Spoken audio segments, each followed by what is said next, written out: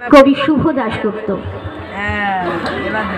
আমি সেই মেয়ে, বাসে ট্রেনে ট্রামে রাস্তায় আপনি যাকে রোজ দেখেন, যা শাড়ি কপালে টিপ কানের দুল আর পায়ের গোড়ালি আপনি রোজ দেখেন, আর আরো অনেক কিছু দেখতে পাবার স্বপ্নও দেখেন। স্বপ্নে যাকে ইচ্ছে মতন দেখেন, আমি সেই মেয়ে। বিহারের প্রত্যন্ত গ্রামে দিনের আলোয় যার ছায়া মারানো আপনার ধর্মে নিষিদ্ধ, আর রাতের গভীরে যাকে বস্তি থেকে তুলে আনতে পাইক বরকন্দাজ পাঠান আপনি, আর সুসজ্জিত বিছানায় যার জন্য অপেক্ষায় অধীর হয় আপনার রাজকীয় লাম্পট্য, আমি সেই মেয়ে। আমি সেই মেয়ে।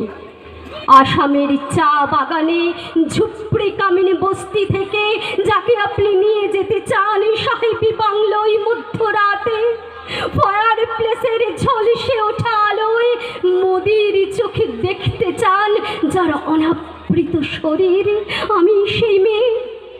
রাজস্থানের শুকনো উঠোন থেকে পিপাসার জল আনতে যাকে আপনি পাঠিয়ে দেন 10 মাইল দূরে সরকারি দাঁড়ায়, আর 20 মাইল হেঁটে ক্লান্ত বিধ্বস্ত যে রমণী ঘোড়া কাছে ঘরে ফিরলেই যাকে বসিয়ে দেন চুলার আগুনের সামনে আপনার রুটি বানাতে, আমি সেই মেয়ে।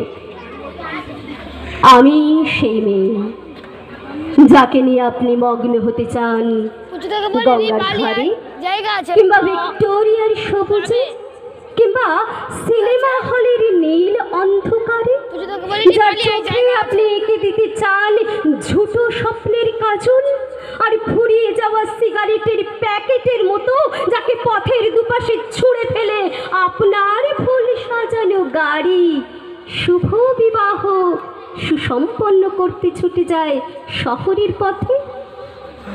কোলে দেখা আলোর গধূলিতে একা দাঁড়িয়ে থাকা, আমি সেই মেয়ে। আমি সেই মেয়ে। এমনকি দেবতারাও যাকে ক্ষমা করেন না, অহংকার আর শক্তির দম্ভে যার গর্ভে রেখে যান কুমারীর অপমান, আর চোখের জলে কুন্তি হয়ে নদীর জলে ভাসিয়ে দিতে হয় কর্ণকে আত্মজকে। আমি সেই মেয়ে। সংসারের অসময়ে আমি ভরসা। আমার ছাত্র পড়ানো টাকায় মায়ের ওষুধ কেনা হয়, আমার বাড়তি রোজগারে ভাইয়ের বই কেনা হয়, আমার সমস্ত